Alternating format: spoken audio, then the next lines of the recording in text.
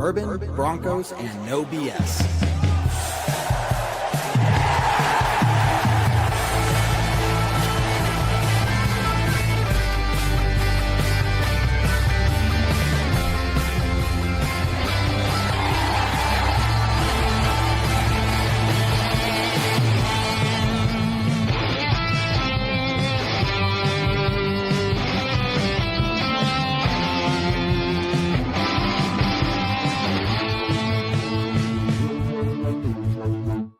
Fans, brews, and Broncos news. Good evening, Broncos country. How we all doing tonight? My name's Kevin. Welcome to another episode of the Postgame Podcast. We got a special guest here tonight. We got the big guy himself who lives all the way up north, Santa, which is good because I'm going to ask him for my Christmas present right now. We're playing the Chiefs again on Christmas Day. Santa, I need you to work some Christmas magic for us, buddy. Oh, man. I need to drink a little Mile High Magic, which is what I got in my cup right here.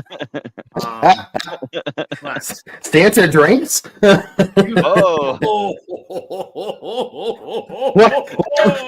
It is like shattering in front of them. I must go and check the good and the naughty lists.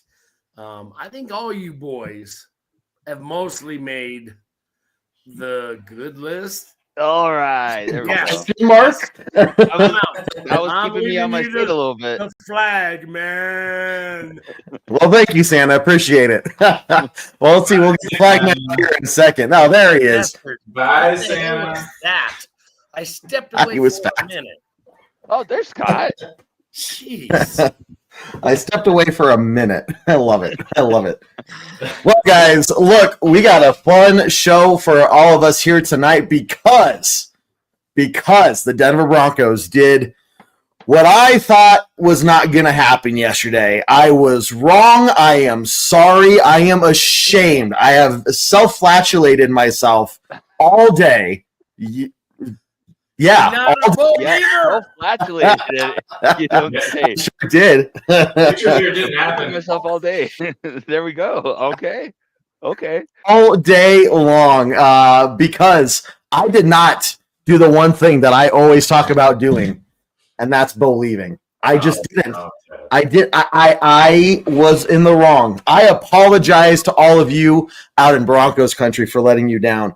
I did not think the Broncos would be able to pull it out, but they did, and now we're sitting here at 9-2 on the season, number one in the AFC West by 2 games, with the Chargers charging hard yesterday. Oh my goodness, right? So now we get to go on our bye week on an 8-game win streak, and I looked it up. Back in 2017, we had an 8-game losing streak, and I got to tell you what, guys, I think it's safe to say we've come full circle. This team is on the up and up. I said at the beginning of the season, this was a huge year for us. So let's start talking about it. We got Adam John Flagman here. Guys, post your comments, post your questions. Let's get it rolling. Adam, let's start with you, man. How are you feeling about this game, this win? And other than amazing. Oh, I've been waiting for this all day. If you're scared, go to church, baby. Because I could feel it in my bones. We were not going to lose this game. Nick Wrong, whatever your name is. Dude, we know it's part of an act, and I hate the fact that we do free PR for you on this show, but oh my God, where do you end and Patrick Mahomes begins? I don't know, dog. Barstool Sports? Oh my, what? I'm just the disrespect, and it gets thrown out way too easy from teams. Oh, we're disrespected. You know what? I don't even like to subscribe to conspiracy theories. It felt like there were some refs who had some money on the game and were looking for any reason to, from weird spots to whatever the case may be. the Denver Broncos are 9-2. They are first in the conference, first in the division. Kansas City, scoop, because Big Brother's back to take the throne. Okay, so bye-bye. We here. John, buddy, what you got, man? More energy than Adam just brought. So I'm bringing all the energy. Kev, you said we came full circle. I mean, I know we definitely came full circle. I came full circle after yesterday's game for sure. But the theme, I have two themes for this game. One, let's fucking go, baby! Like, what Broncos country? I hope I didn't break my mic. And two, this is the Bo Nix I was asking for. He got a lot of shade last week. I mean, myself, we definitely asked some questions last week, and he answered a lot of those questions. He played up to his opponent, and this was the Bo Nix coming out party for this season at least. So what a I mean, I'm all in on this season. If I wasn't before, this is a lot of question marks after the last couple of weeks, but no longer after this match yesterday. Right? Yeah. And we're going to get into some of that. I mean, we can definitely talk about Bo Nix and Sean Payton finally feeling like they're getting into a rhythm. Definitely something that we saw right at the beginning of the game. But Scott, man, we were there at the game. Dude, Adam, you were there too. The stadium was the loudest I've heard it since 2015. And if you don't believe me, because I thought like maybe I'm just like overly hyped, right? No, Sean Payton in the post-game press conference came out and said, Broncos country, no offense, but this was the loudest you've ever been. So Scott, what was it like? What did you see? What are you feeling and thinking? It was great, man. All right. Well, first off, there's no money being exchanged. That is freaking conspiracy theory on your part, Adam. And I'm really disappointed. That would never happen. I met you for the first time last game, and you seem like such an upright guy. You didn't lie about your height, and now you're accusing these nice referees of having an agenda. Although I did hear them in a couple of their conferences when they couldn't figure out what the hell they threw a flag for. Oh my gosh! Fuck, we are not being invited to the Tuesday barbecue at Patrick's. What are we gonna do? Oh my God! It was sad. It was sad. I heard them. It was They're like, we threw the flag, but oh man, I love that Kansas City barbecue. What are we gonna do? And they couldn't do anything, mainly because we outplayed them from the get-go. This game had so much potential to be a ass whooping. We get one of those first field goals, gets into the end zone. Yeah. I mean, it's not that close. We played them. We outplayed them from kickoff. The better team won by far. Till Monkey Boy jumped all over Mahomes and he got up and he's like, that's got to be a penalty, right? That guy just tackled me full force like a man. What am I going to do? And he was looking around for a flag. No, yeah. He was doing this. He thought there was contact to the head. There wasn't. There was contact to the entire damn body. That guy looked like he came off the top rope in a cage match. Holy moly.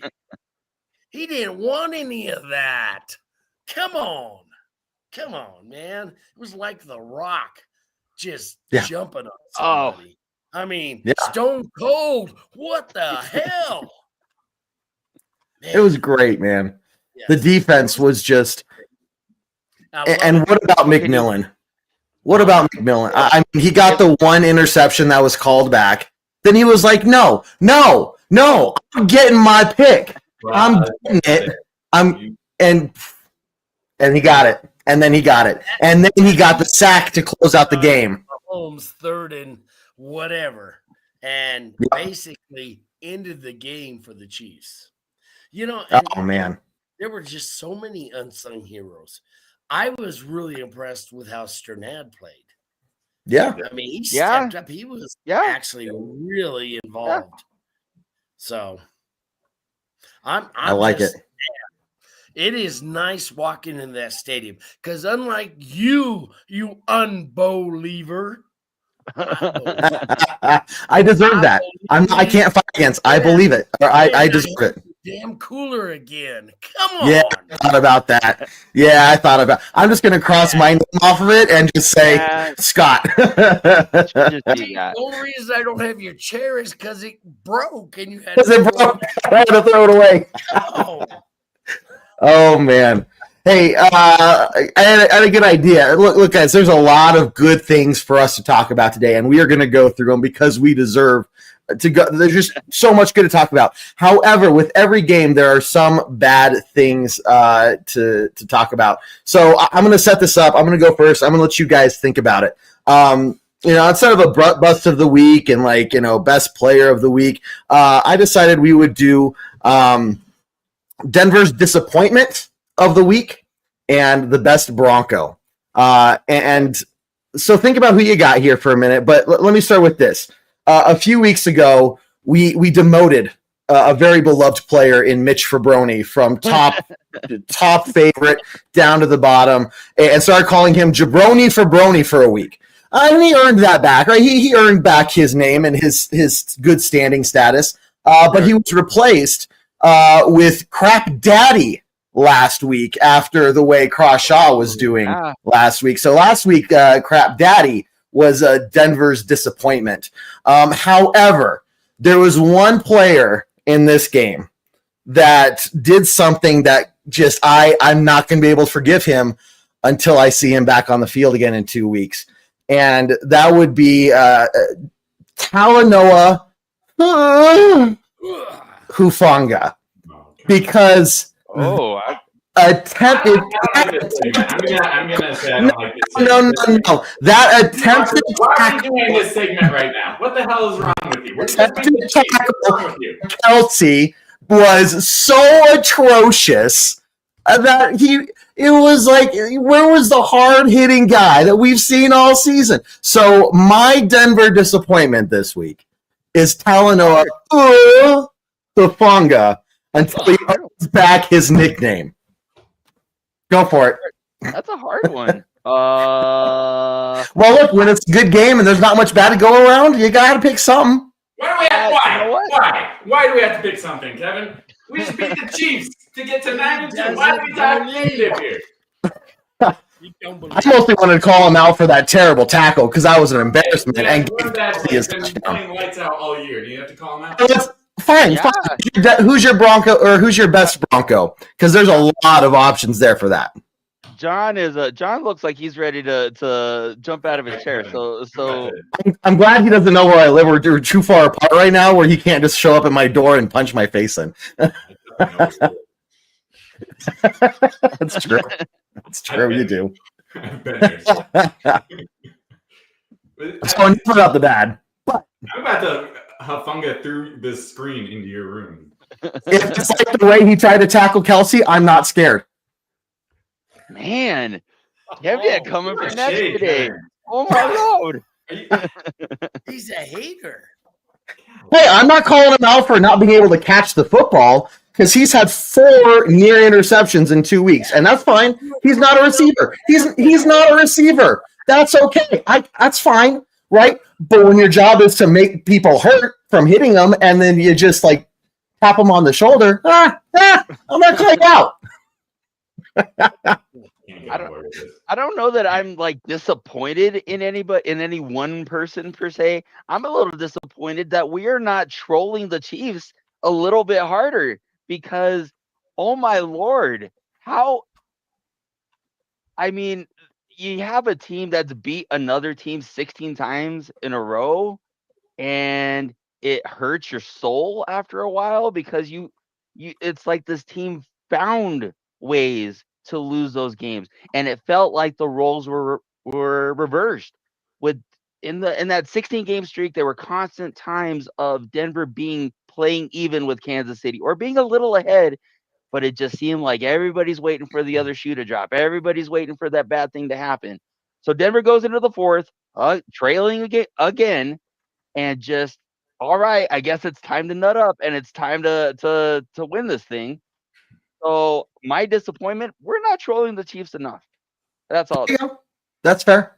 Riley Moss, this is a no Riley Moss slander zone. If you come with Riley Moss slander to me, you will be shouted down with an enthusiasm that will surprise you a little bit. So yeah, I think hater of the week is we just need to troll a little bit more. It's good for your Fair. I like it. Scott, you've been biting your tongue this whole time, man. What is up with this? It's like he's gonna come at us like a spider monkey. Yeah, like a spider monkey. Spider monkey. Yeah, come at you like a spider monkey, Chip. We're in trouble. But I think if that's our biggest weakness, although at third and 19, I tapped my son on the shoulder. I said, they're just going to throw long against Moss. Yeah, why wouldn't you? I love Riley Moss, by the way, man. I really do. White boy Ricky? Yep. But he has got to stop grabbing people because they're going to call it. It's not like when they were patting down our receiver and holding him. They ain't going to call that. But if that were Riley Moss covering our receiver, it would have been Flag City. I mean, I don't know if you notice, not one person calls the flag on Riley Moss. Oh, it's like 3 or all, yeah. Got off confetti cannons at the tailgate, and there was less laundry and crap on the field. It's true. Holy moly! Help us! Help us. Help him. I would say that you could say the Denver disappointment would be the refs, and I don't think that there's I didn't see a conspiracy. Maybe initially I was like, oh, they're not calling stuff against the Chiefs, but then I looked and I'm like, there's stuff they're calling on us that aren't penalties, but there's stuff that we're doing that they're not calling on us. Yeah. And there's definitely, they're doing the same thing to the Chiefs. I thought it was just a horribly officiated game. And we're not going to spend a lot of time on this. I just thought that reffing crew, the fact what they went and they talked about what the penalty was, 4 or 5 different times, just sitting there chit-chatting. Like there's, no, come on. They all had the invite, and they were like, do we really want to call this? Yeah. That's what it felt like. I mean, there's some damn good Kansas City barbecue, and Mahomes is bringing in the best. A little jack stack. Oh, man. I would say, if anything, it's pretty obvious the refs aren't on the Chiefs or, their favorite list anymore. I feel like I watched a different game as both of you. You thought it was it was a well-reffed game? I thought we beat the NFL, the Chiefs, and the refs yesterday. That's fair. I agree. This should have been a 10-14 win game without the refereeing. Yeah, and Ken's got it right here because, look, that Jahdae Barron return interception for a touchdown, first of his career, by the way.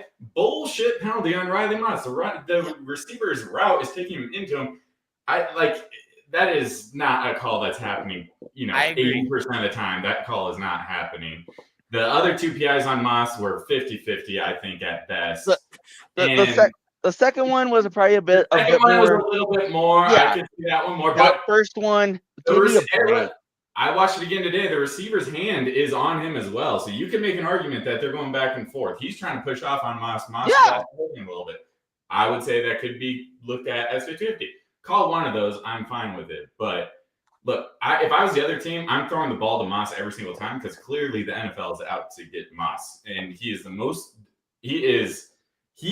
penalized more than any other defensive back in the league, and he's also one of the highest rated PFF defensive backs in the league. So what the hell does that tell you of how well he's playing and what the refs think about him? Yeah, go ahead, exactly. You seem to want to pick me. okay, here's the thing. I keep hearing it's going to be a liability. It's a liability. It's a liability. It's a liability. Okay, I get it. He gets the flag called against him. But when has it become a liability? If you're going to say it's a liability, then maybe they should be attacking him on every play, but they don't. If he's a liability on every play, why is this defense playing at the level that they are? So, I mean, again, if you're going to say he's a liability and then you get it right on the 10th time that you say it, that's not crack analysis. That's just the time that you happen to be right. I understand that the PI calls are a little egregious, but I mean, come on. What do you want, Riley? What do you want him to do? What do you want him to do in I either love situation? Riley Moss. He's playing at a very high level as a number 2 receiver across from Surtain most weeks, not recently, but now he's like basically our number 1 cornerback. Yeah. And look, we just held the Chiefs. I mean, did Rashee Rice go off? No. Did Worthy go off? No. And the hate on Moss is just ridiculous. 100 yards against him, I'm pretty sure, in penalties this week. And at this third team, throw it deep against Moss, and you probably have a 50-50 chance it's going to be PI. It's ridiculous. It is. I mean, that's high, but come on. I mean, that's what. Yeah. He's got to clean it up a little bit. I'm just saying he's got to clean it up. I mean, the way it's gone, any grabbing he does is going to get called. It is most times. Look at the Giants game. It almost cost us the game for BS penalty. Like the guy is just playing lights out, and he's just getting screwed more times than not. I agree. I agree with that. I think he's got a target on his back. And that would be my counter when it becomes this, he's a liability. What do you want him to do differently? I don't think he's a liability, though. No, I don't either. I just think right now he really does need to clean up some of his technique. Yeah, that's the biggest thing. And Andrew asked, why would the NFL be out to get Moss? It makes no sense. I think at this point, this deep in the season, he's accrued so many penalties. The refs are just looking at him. Yeah. They're just looking at him extra, and they might not be consciously doing this. Maybe it's an unconscious bias of some sort, but they're just looking for the grabbing motion, right? When you already know, when your eyes already know what to look for, you're going to be looking for just that. And so when every time Riley Moss just grabs just a little bit, and you see that jersey move just a hair, boom, there goes the laundry, right? So I don't think they're purposely out to get him, but I think there is like, hey, this is the guy that gets penalized the most. What makes sure, hey, just keep a close eye on him. Okay, I'll do that. Hey, yeah. Oh, there's another. I think right now, the officiating in the league is so inconsistent. And so bad. I mean, I'm watching some of our defensive linemen get wrapped up around the neck and tackled right in front of the ref, and they're not calling it. There was one where Simmons had Bonito a couple times, wrapped up Bonito, and it's like, what are we doing here? I mean, it's funny. They can see this from a Riley Moss hold 30 yards away, but they can't see Bonito getting shoved to the ground 5 yards in front of them. And on that first deep throw in the game that Moss got the first PI, the official closest to the play calls incomplete. Did not call it. So okay, it's the judge on the opposite side of the field. I'm like, give me a break. God. Give me a break. First thing I said is like, why is that guy throwing a flag? Yeah, that was my thought too. I mean, I will say, like, if you're going to call it, you had to get the other side of the angle. So the ref behind him shouldn't be calling that. And so, but again, you're like half a football field away, the guy that's freaking throwing the flag. So, we talked about this.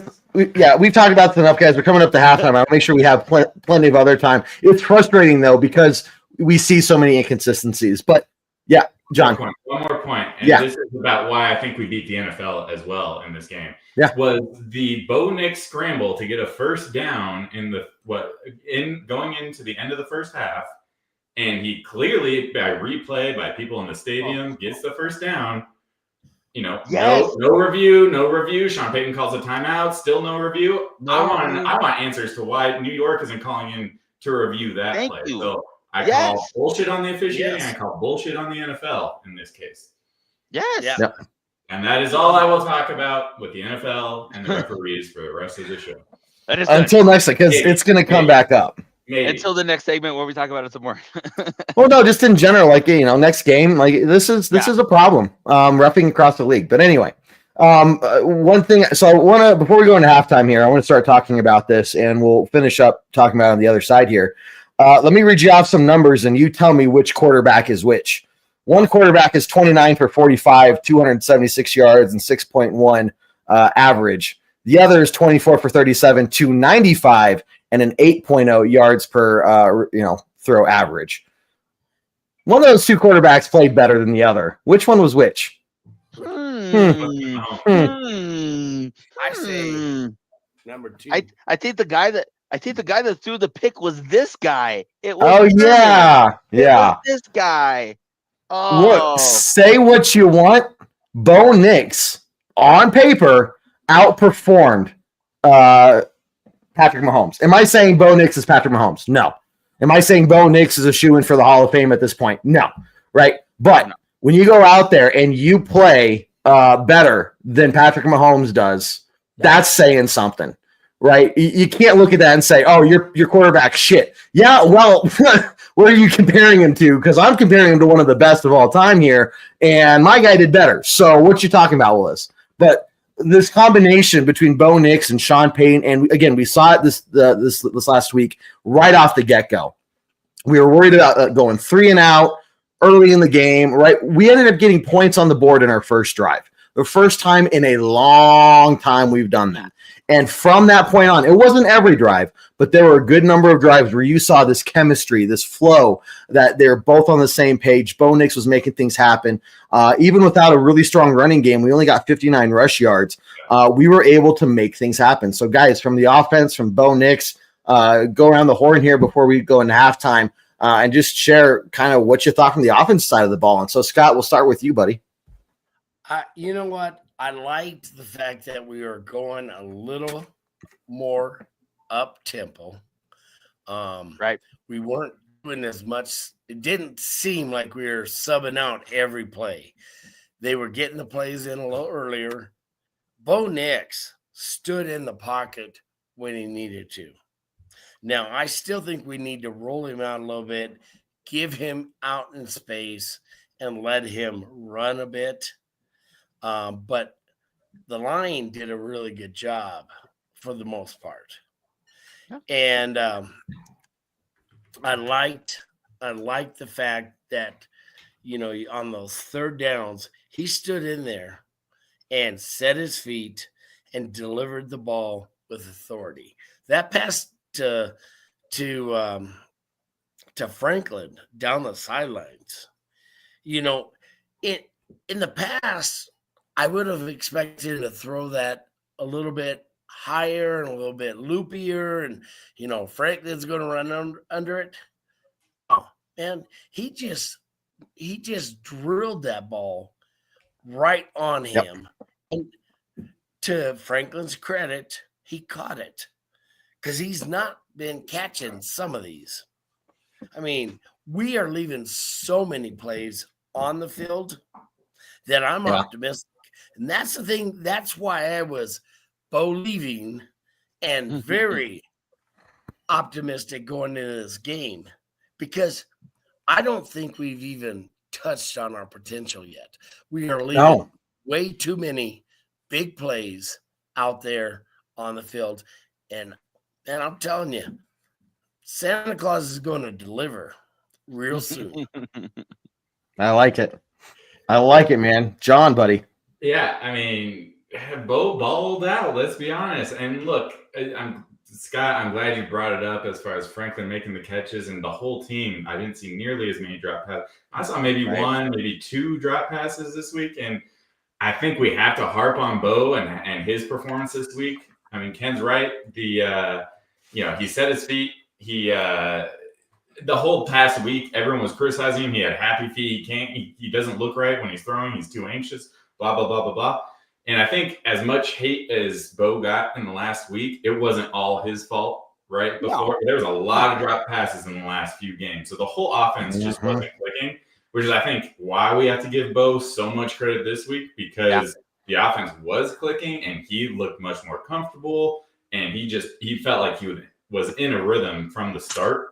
But also credit has to be given to people actually doing their job and making the catches. I mean, Franklin had maybe a couple that could have been caught. They weren't easy ones, but he made the game-winning catch essentially to put us in field goal range. Yes. For that 35-yard field goal. So he easily made up for those mistakes. And then just everyone getting involved between Pat Bryant. We already talked about Franklin. Sutton coming up big on third down. I'd love to see him getting more involved in this game.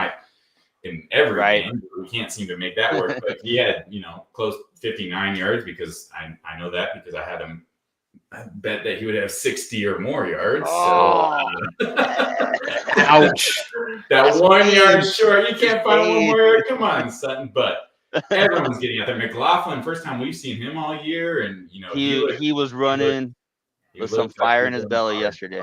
Yes, Bo looked great, but the whole offense in general also looked great. Better. So, yeah, see it for the first time. I feel like in the entire game this whole year. Yeah, right. And so Adam, there were a couple plays early on in the game, drop passes from Troy Franklin too, that basically hit him in the hands. Should have caught those things, right? Definitely say he redeemed himself, but as Ken asks here, maybe you have. We don't know what Bo's numbers would be if Franklin catch more consistently, right? But to Scott's point there, I agree. We haven't reached the ceiling. Not even close. Not even close. To that point, hater.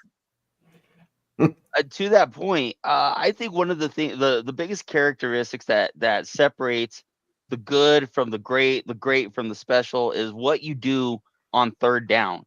So that drive that they needed, 3rd and 16 on their 20. So if they don't convert, they got to punt. And you're going to have to put it back on your defense. For him to go obey the rush, slide out to his right, not bail on the play, and then find Sutton down the field. No, those are the plays that make you go, maybe because it's been so long since we've seen it, and he does it every fourth. Whatever happens, whatever switch changes, whatever the case may be, when the stakes get high, Bo rises to the moment, and that's. We gotta stop saying that. When is he not going to do this? When is he not going to do this? Because it seems like he finds a way to do this every single week. For as much as I talked about that, maybe he's regressed a little bit. It was the complete opposite yesterday. He looked confident. He looked decisive in his decision making. He played defensive back on one play. Yeah, he did. So if we're talking about special player, or guys who's really stepped up, Bo Nix had probably his best game of the season. If probably one of his best games of the season yesterday. I'd agree. I like. We haven't said his name yet tonight, but where is it? Somebody said in the comments, Pat Bryant. This guy has a future. DB. That injury was not good. That looked scary, right? When he came down after that catch, but that was Pat Bryant, right? Yeah. Okay. John was like, I'm pretty sure he came back in the game after that, didn't he? He did. I was scared as well. But it was very scary. But it's like, oh god, you see him go down, and you're like, oh, that would be a huge loss for the Broncos because he has been doing so good for being a rookie, right? What you could expect from a rookie. But when his number's called, he's doing good things, and he's doing great in the blocking game. You normally don't hear his name because he's usually out there blocking, right? So Pat Bryant, the offense in general. Look, we didn't have J.K. Dobbins. We were all worried about that. We're missing Ben Powers. The offensive line held up, especially on that the pass to I think Franklin at the end that solidified the win. Like they gave Bo like 5 seconds in the pocket. It was amazing. So the offense did amazing things. I got another group that we've got to call out in a very, very positive way here in just a minute. But first, we are at halftime, guys. So get some, go stretch out, maybe grab an Uncrustable or two. I prefer the raspberry flavored ones. Maybe you guys are like just the regular grape. I don't know. But you guys go figure that out while we get through the announcements here. First off, guys, this show, the Postgame Podcast, is live every Monday night. We'll probably, I think we're still going to do one next week. It'll be a post-bye-week show. We'll look at the first half of the season, or first whatever part of the season up until this point, and kind of just look back on everything before we get ready for this playoff push here going into late November and December. But we are going to be live Monday night, 8 p.m. Mountain Time, every Monday night here, guys. And then Tuesday nights, we got our flagship show, Bourbon, Broncos, No BS, at 7 p.m. Mountain Time. Make sure you tune in for that as well. Pre-game podcast is on iTunes, Spotify, Google Play, Stitcher, wherever you listen to your podcast. We are there, so make sure you go follow us and subscribe on all those different podcast platforms. The pregame podcast goes out usually the day or so before the game, so either Friday or Saturday. Look out for that. Obviously pregame podcast this week. You'll see it again next week. Game day, tons of stuff, guys. 1 hour before kickoff, we got our tailgate talk show going over all the last minute information to get you ready for the game, and then we're live at halftime as well. Also, don't forget that on December 7th, we are away against the Las Vegas Raiders, and that means we'll be doing our December episode of the full game coverage for just the Broncos versus Raiders game. And I think they're playing tonight, so they should be losing tonight. They were down last time I saw. They were down 10-6. I'm not surprised. But anyway, we will be live during that entire game on the 7th, so make sure you tune in for that. And yeah, guys, just get ready for it. Obviously, the bye week is here. We all get a rest. I know my heart gets a rest. I may not get as many gray hairs this week. That's probably for the better. Right. But tons of stuff here. And also, lastly, BroncosandBourbon.com. Make sure you go sign up for free right now. Tons of stuff. Homepage, you can find all of our latest content between the shows, the videos, the podcasts. You also got the articles. Adam's doing a fantastic job writing articles for us over there. Make sure you go check those out. Comment sections, you guys can tell them what you think about it. You can argue back and forth with each other, blah, blah, whatever you want to do. Go on over, or maybe not whatever you want to do. Within reason, go on over there to the website and check it out. Have some fun as we continue to build that out and see what it ends up being. But we at least got it functional for now, so go enjoy that. That being said, I see Santa went back to the North Pole again. We got all the players back out on the field. It's time for kickoff of the second half of the show here, guys. Now, for as much crap as we have given them lately, and kind of rightfully so, there is nothing but praise for the special teams this week. A huge reason why we won this game was special teams. Guys, what do you think about it? It was amazing to see that blocked extra point attempt. Everything they did was, they didn't let the Chiefs get a big run back. No. Yeah. Go ahead, John. We beat them on every phase of this game, special teams included, especially. How much have we missed Marvin Mims this year, or the last two games? Game changer. He put us in position on multiple drives to unfortunately not get touchdowns because the Chiefs defense does not allow touchdowns, just like the Broncos defense. But he put us in position to score points multiple times, and big loss not only for special teams but also on offense, because you have to defend differently when Mims is on the field with his speed and what he can do when the ball's in his hands. So that's number one for the special teams. Number two, you're right, they did not allow a big return. The coverage was perfect this game. And then lastly, we got to bring up Crawdad again. Crawdaddy. Daddy. I like this. He's Crawdaddy again. Yeah. He's Crawdaddy. The Crawshank Redemption. I freaking love it this week. The Crawshank Redemption. Amazing. He punted well. Like, he did what he's done pretty much all season except for last game. And so, that is a perfect comment, Ken. And then Will Lutz with 5 field goals in the game, including a 54-yarder that he made look easy. And then the 35-yarder to end the game, which I don't know about you guys, but a certain game last year, I'm pretty sure it was the same yard. Oh yeah.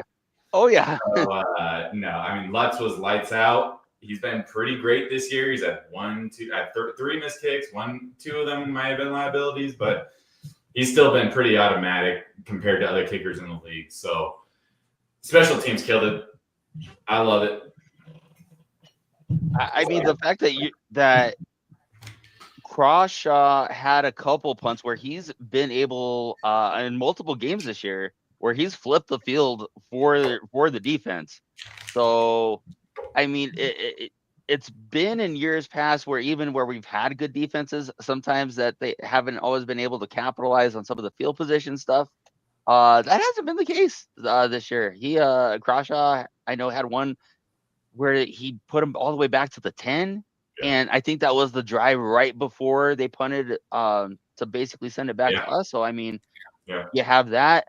I mean, Michael Bandy is serviceable, but I think we've seen that there's a very big drop off when it comes to him and Marvin Mims. And that's no disrespect to Michael Bandy, but even the punt that Marvin Mims had, I mean, he had the 62-yarder, but then he also had 2 other returns that set up good field position. Mm-hmm. And again, with the Denver offense being what it is right now, and sometimes good, sometimes not, having those short fields at least puts you in a position to get something out of it.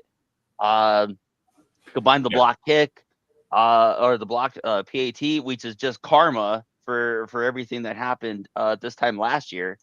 Then it didn't get talked about enough. The special teams played really well. The coverage units played really well.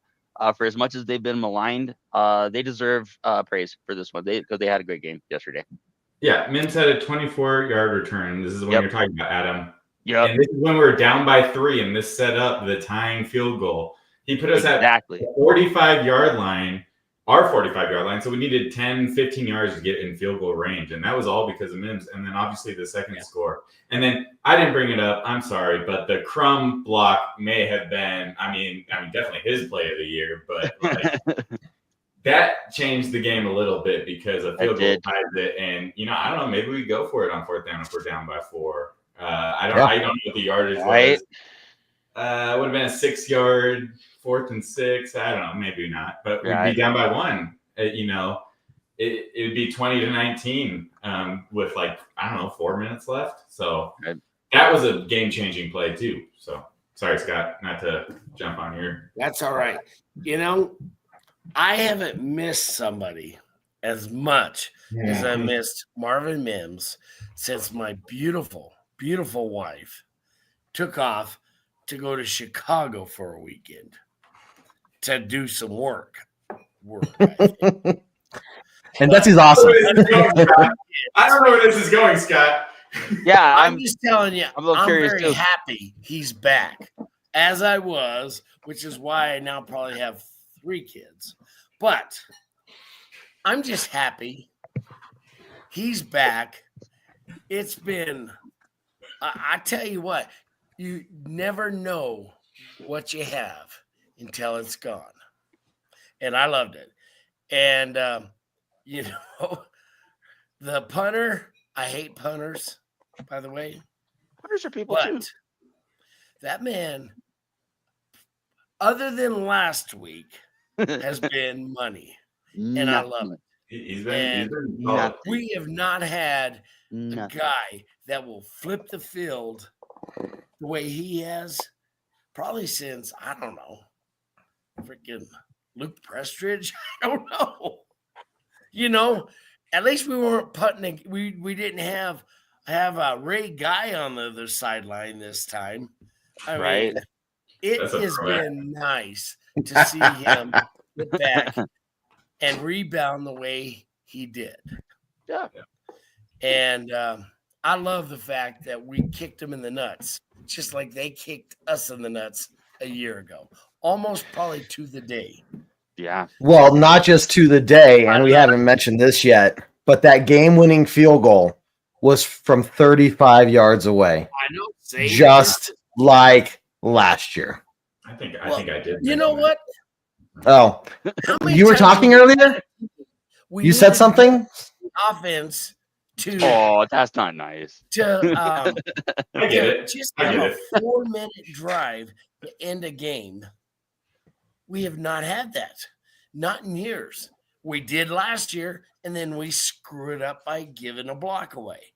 This year, we took it was like 4 minutes and 40 seconds, and I was like, "Ooh, we need a long drive," and they just kept pounding them, smacking Just kept them. going. Oh, you got us in third down? No, you don't. No, you don't. I love it. I love I it. mean, It's nice to know that we can close the game. I Mhm. mean, Right. I want to know. I want to extract that gene that Bo has in the fourth quarter because Right. it is clutch. That final drive was clutch. 3rd and 15 shouldn't have been 3rd and 15 because I called BS on that holding penalty that made it 2nd and 15. But fine, I'll take got it. a theory. Andrew Gagne for the reffing. I called BS on the interception return too, but not on Sean Payton, but the other penalty that was called on. Anyways, sorry. But the clutch gene, we had multiple 3rd and very long. And Adam, you talked about it earlier, 3rd and 11, 12, 15 on that one. I'm just saying, we have found ways to, in this game at least, to turn these into pop. And we haven't seen it all year. We get in these 3rd and longs, and it's just all right, 3rd and out. Yeah. We got a penalty. Oh, we got a negative yardage play, and we saw a big difference in this one. And I mean, it wasn't like we were succeeding every time on 3rd down. I think we're about 50%, but we were also about 50% in those 3rd and 10 or longer. So, and the clutchest of plays was those last 2 drives, and there were some 3rd and longs in both those, I think. So at least the second one, and Sutton coming up, and then the connection to Franklin was so good. Yes. Theory. And so, yeah. Just a theory. John Elway's dad was trying to reproduce another John Elway. Are you saying that Tough. that And Bo then- Nix's parentage is being called into Bam. question right now? I don't There's know your where this is gene. going. Figured it out. Just saying. I wouldn't be surprised. Good take. I like it. Sean, Big Shane here. Big Shane, man. How you doing, man? Sorry, I haven't gotten many of your comments up to here tonight. Just trying to keep everything going here. But this is a really good one here I want to call out. They need to get it right. 2 years ago when I was in Mile High, we beat the Chiefs. I was going crazy and happy. And the fans around me weren't going crazy or being loud like me. What the heck? WTF, mate. I think it's simple. For me, I think it boils down to a simple thing.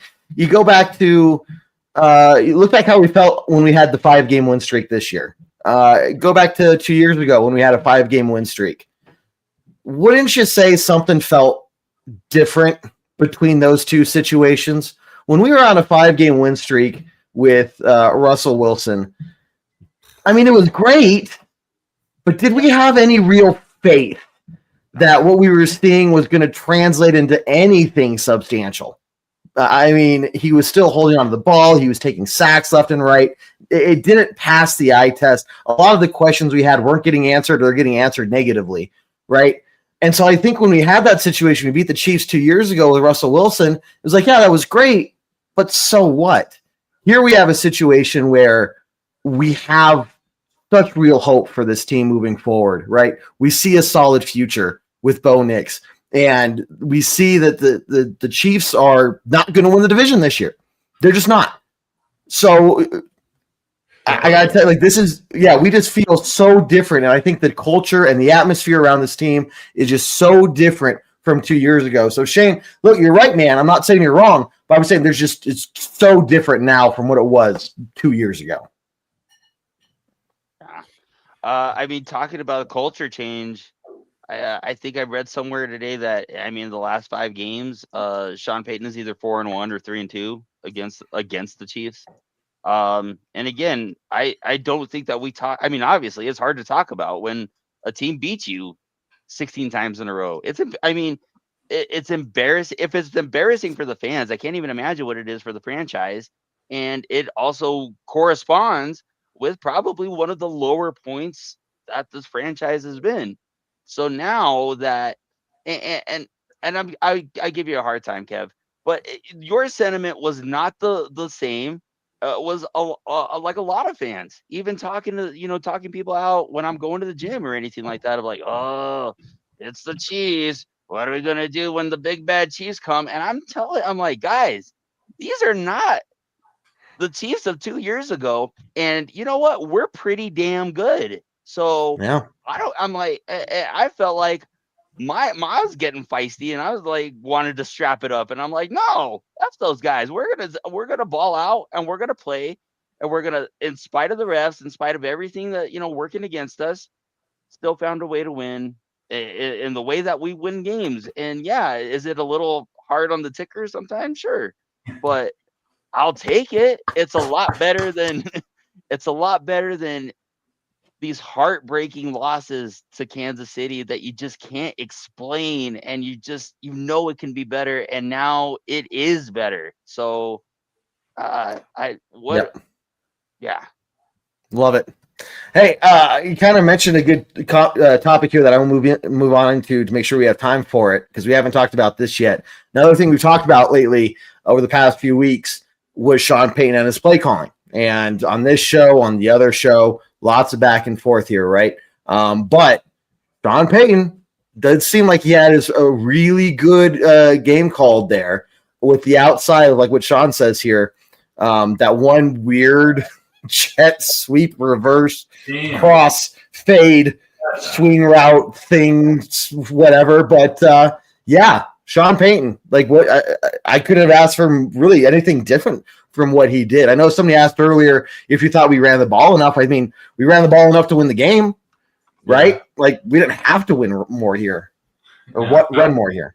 Look, I would have loved to have run the ball more, but that's just not what the game dictated. And again, this is a top 10. We keep forgetting that this Chiefs defense is a top 10 defense. Top 10 defense. If not close to top 5. So there was no room to run on this team. And, every week we talk about we need to be more balanced. We need to run more. And like it worked out the way it did, and we won the game. Again, I think it should have been a much bigger win than it, could have been, or was. But yeah, the only criticisms of Sean were that first drive. The problem was we were just in a rhythm, and it was like second and I don't know what, but it wasn't crazy. It was like we were flowing really well, and then he does that, and it's like, where did that come from? Like you're trying to catch them off guard. I get it, but that hard. Right. I'll never see it coming.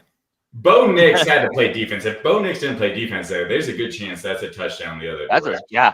And an easy one at that. So I give him, there's the negative against Sean there. And then the only other negative is just there was a lot of times where, and they were talking about throughout the broadcast of just the plays coming into Bo, and Bo has been critical of this as well. Just give it to me. Like, let me know what we're doing and get the personnel in here. And everyone's talking about personnel packages and all these things. So that's the only thing is he's like overcomplicating it at times. And I mean, that play is a good example of it with Harvey throwing it back to Nix and just like, let the game keep going the way it's been going, because it's working. Like we don't need to overcomplicate things, but I'm not going to criticize him more than that, because we beat the freaking Chiefs the first time we played them, and there's a chance we might sweep them this year. So let's freaking go, baby. I mean, Santa came on to our show. I don't see Santa going on any Chiefs shows. So just saying. And Santa only comes once a year. That's true. Adam, Scott, thoughts on Sean? Okay, first off, I'm going to counter Adam. Surprise. I haven't said anything. It doesn't matter. He's going to say whatever opposite of what you got. This is the Chiefs of 2 years ago. It's just not the Broncos of 2 years ago. That's a good point. We now can go into any game, and we can compete against anybody at this point. And that was not the case even last year when we were rolling along. So Mhm. I said early in the year, let's get back to winning every single time we step into Mile High. We have a decided advantage. And we've now figured out, hey, you know what? We're pretty damn good on the road too. Mhm. We're going to be a problem for a lot of people. So, but as far as Sean, oh my God, I about jumped out of the stands when I saw that play develop. Oh, Yeah, it was It bad. was so obvious it was going to run. It was a little too obvious. Yeah. It Oh, was so obvious. it was never going to be a run. And Harvey should have just pulled it down Yeah. or thrown And it ran. out of the stadium. Just take off or But just throw it out. I mean, you gotta The rookie you mistake. gotta coach that guy to, hey, if it ain't there, if it ain't I mean, wide you got open, you a throw it away. quarterback double teamed, throw that damn thing into the north end zone and call it a day.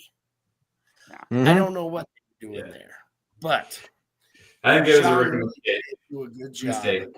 putting his people in place to make plays. And overall, I don't agree with everything. Overall, though, he put some players in a position to make plays. He's had wide open receivers that Bo has missed. He's had people that should have caught a ball that they drop. This team is leaving way, way too many game-changing, explosive plays on the field. And that's the only thing, that's my really only criticism. Yeah. Let's make those plays. But you can't criticize Sean for that because the plays are there, and it's just I agree. that close. It's that close to being executed, and we saw it in the first drive to Franklin, and he gets both hands on it. It would have been an amazing catch, but if it was The just only other thing, I don't like it. I don't like the music they're playing in Club Dub. It's a little too much for an old man like me. I say, give me some Mad Fanatic, some There Morgan you go. Wallen, some Shabuzi, and let's Those are let all it bands in the breathe. last 15 years, Scott. I'm sure everyone's gonna understand that reference. There, flag man. I mean, when it comes to Sean, I mean, I don't know that there's been a more vocal critic of Sean other than me, but because I'm calling for him to give up the card. Maybe Spotty's pretty critical. Spot, yeah. I mean, I'm calling him to give up the card, and yeah, I was probably with you in being very irate about seeing that halfback toss, but that also kind of was the moment where maybe some of the gimmicky stuff and the low percentage stuff got thrown over the shoulder, and we went back to what we normally do. One of the things that I've even called for that I think really helps Bo in simplifying the look sometimes is when they go to that sugar huddle and they don't fully like sub in, sub out, and it's more of like a rolling huddle. The couple times that they went to that, they looked very, very comfortable. RJ Harvey, little up and down, but the two drives that we needed started on the ground, and we were able to run enough to just keep him honest. And I think that's probably going to be the offense without Dobbins going forward.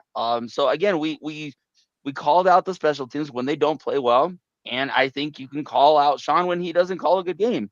After that first quarter, it seemed like he called a pretty good game. Letting Bo be Bo a little bit more, and being a bit more balanced.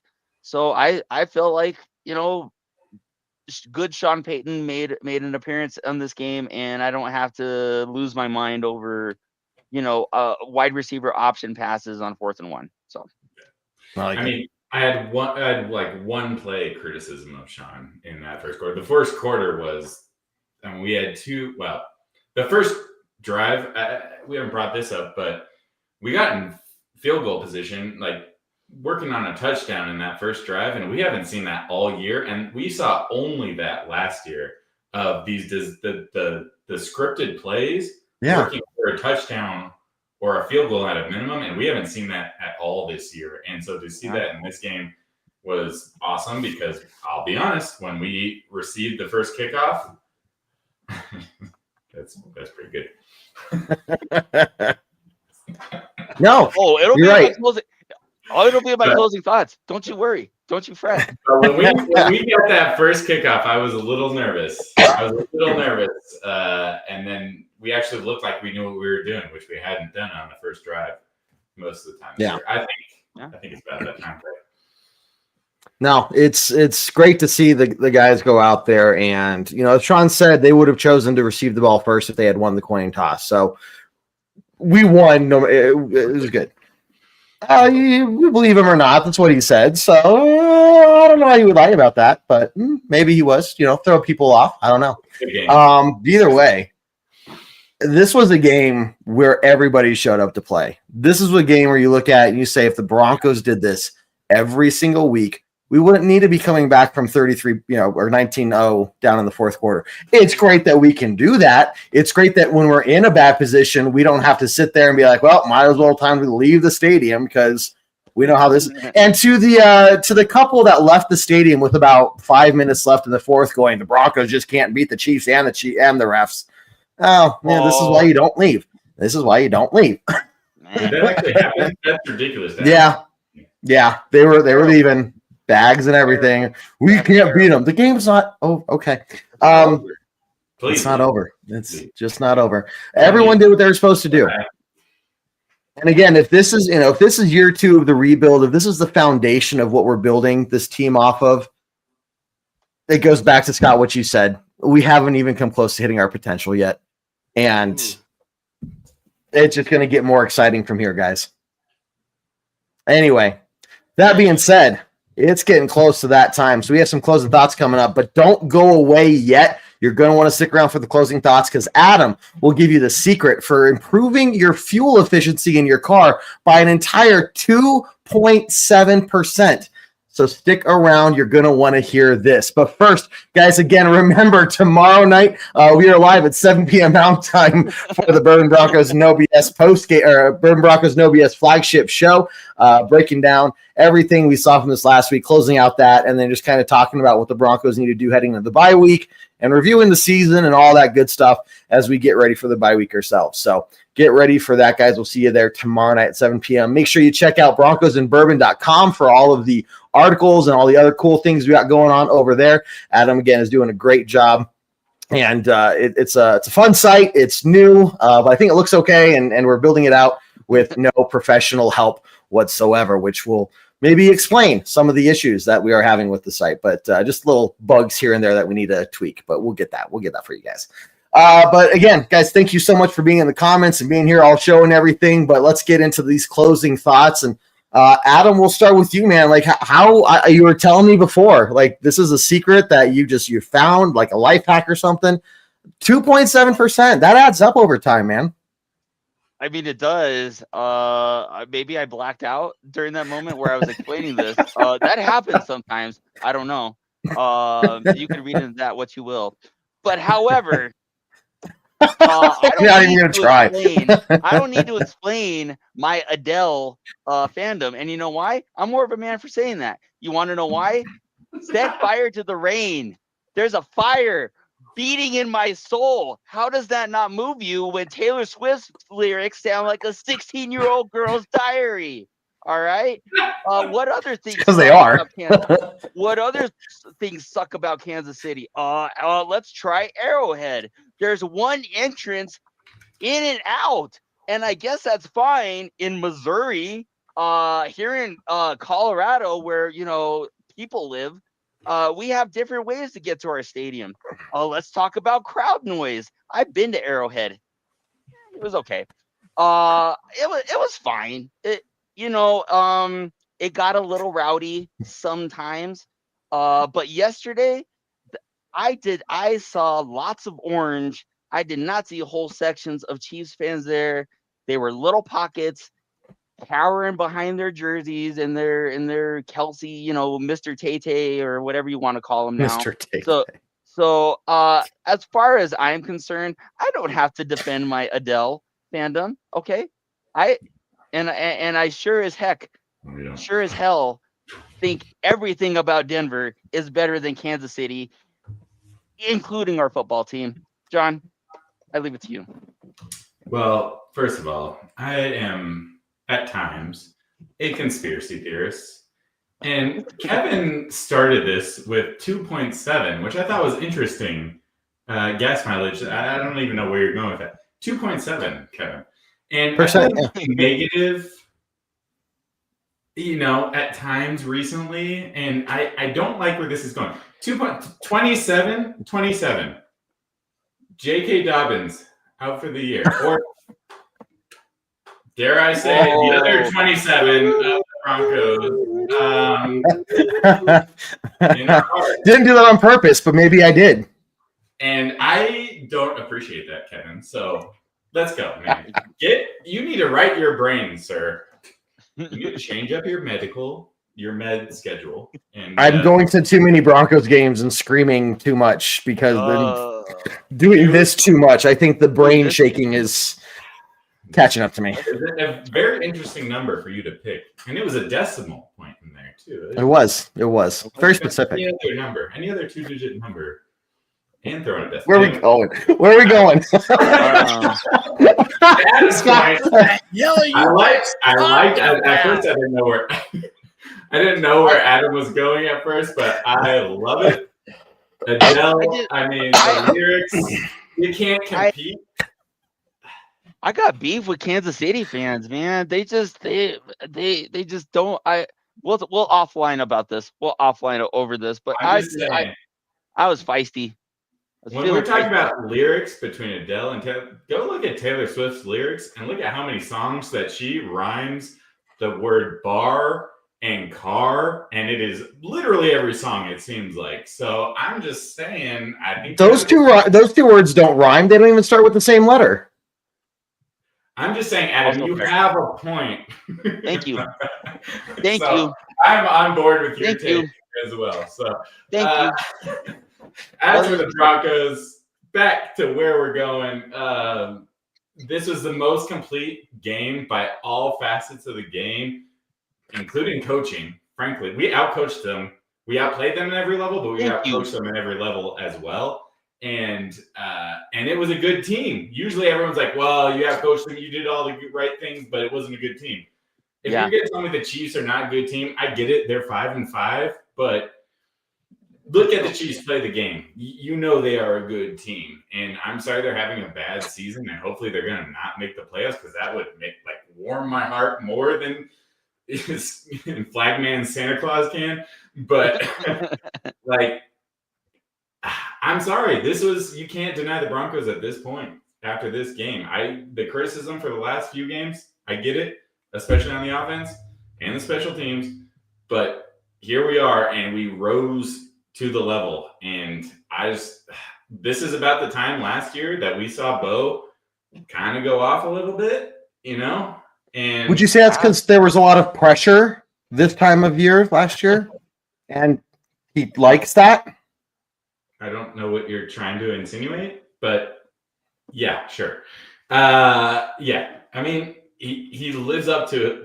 Look, fourth quarters. Look at the fourth quarters. That's all we need to look at with Bo, and he can figure it out. Pressure. I thought you were trying. Yeah, man. No, I honestly wasn't that time. But I don't blame you for assuming that. Scott, this has been a weird closing comment section, and I'm okay with that. So your turn now to see what you got. First off, who the fuck is Adele? You don't know who Adele is? You know Adele? Come on. No, because she sucks like Taylor Swift sucks. Okay. Well, anyway, let's have some mathematic. That's hook you up. Then Listen you go into a little bit of Pro Country and maybe some Cadillac 3, maybe some. I don't even know what you guys are doing. How about let's fire up a little bit. That's what that's called, Scott. Holy moly. Here's the deal. I'm a writer, my Here's the man. deal. I go for things that move me emotionally.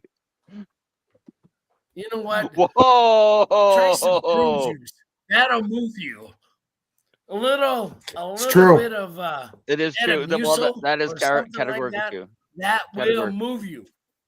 I'm telling you right now, this is a good team. And the offense is the only thing kind of holding it back from being a great team. Now, We I scored on said 6 at out the of 10 drives, by beginning- the way. We didn't bring that up. beginning of this year, Mm. I said this will end up being a top 10 offense. We will start We'll get making back. those plays that we've been missing. And we are peaking at the right time. It's like we got a neighbor who just cracks their window open just that much. We're starting to peak. You know, like a hot okay, neighbor okay. or something. Okay. Anyway, Two phrases back to back. we're going to be, Good night. I'm telling you, we are probably being more consistent than some of the teams. You know, I mean, 2 weeks ago, the Bills, who are great, couldn't beat the damn Dolphins. Then they scored.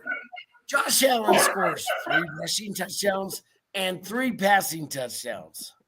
This league doesn't have a dominant team.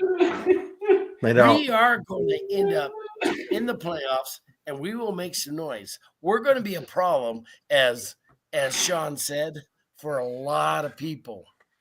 Whether they're playing Adele or they're playing the, I don't know, whoever you guys listen to. I don't know. I will not be condescended to. No, I won't do it. Well, Scott, Jacob agrees. We'll send you some playlists, Scott. There Yeah. we go. I'll send you my It'll Spotify list. it'll touch you, Oh Move yeah. your soul. It's a bucket. and then you can tell me all about it because I don't listen to Adele anyway, myself either. So, No. and Adam's like, I hate you all. Anyway, good stuff, guys. This show has been hilarious. We're all in a good mood after yesterday. I'll put it If you out. can't tell, Yeah. we're all in a very good mood. Very good And I mood, love and rightfully seeing so. Get here earlier. Go, Yes. go watch. Go to some sunrise services. You'll be there earlier. Come on, man. I love you though. Are- I will. okay. Respect, man. Oh my goodness, here we go. The funny with the comment section, guys, the best part about this running joke that's been happening all episode is it shows that you guys watch us at the beginning and you're here at the end too. So I appreciate that in so many ways, mostly because I now have to worry about what I say at the beginning of the show because it could literally haunt me the whole show long. You guys pay attention, and I applaud that. I do. I applaud you guys. You're all fantastic fans. So I just like to point out when Scott said it's like your neighbor cracks the window, and then he followed it up with saying, "And then you peak at the right time." I died a little bit. Inside. I did too. Thank you. Thank It was you. good. It was good. But just a little bit. You No, for just me, right at the end, and I didn't know how. I didn't. That's it. That's all I needed today, Scott. So thank you. Yeah. You are Well, just- let's start wrapping this up, guys. Let's see. Can I just get hellos from the other side, or should it be backside? We'll talk later, man. Let me know what you got going on. I know I got hit up Big Shane as well, and Big Shane, I was to say, let's worry about this when we get to it. If we get to it, right now the Broncos are 9-2, guys. Number 1 in the AFC West, number 1 in the AFC. The Chiefs, we're hoping actually do something good for us next weekend and beat the Colts, which would help us out immensely. But they're the Chiefs. They suck this year, and we may not as well count on getting any help from them whatsoever. So we'll see what happens next week. But either way, it's a great position for us to be in. We haven't been in a position like this in so long. So let's enjoy it, guys, especially going in the bye week. Just let's live it up. As Adam says, let's keep the Chiefs fan remembering the 10 years of crap we've had to sit through with them. So it's our turn now. And like I said at the beginning of the season, this is the year of return to dominance, and it's playing out exactly as that. With that being said, guys, we've been talking for a long time. It's been a fantastic show. Thank you for tuning in. We're back tomorrow night at 7 p.m. Mountain Time. But before then, we got nothing left to say other than end the show as we always do on a very strong Go Broncos. Go Broncos. Broncos. They suck. Take care, guys. We'll see you later.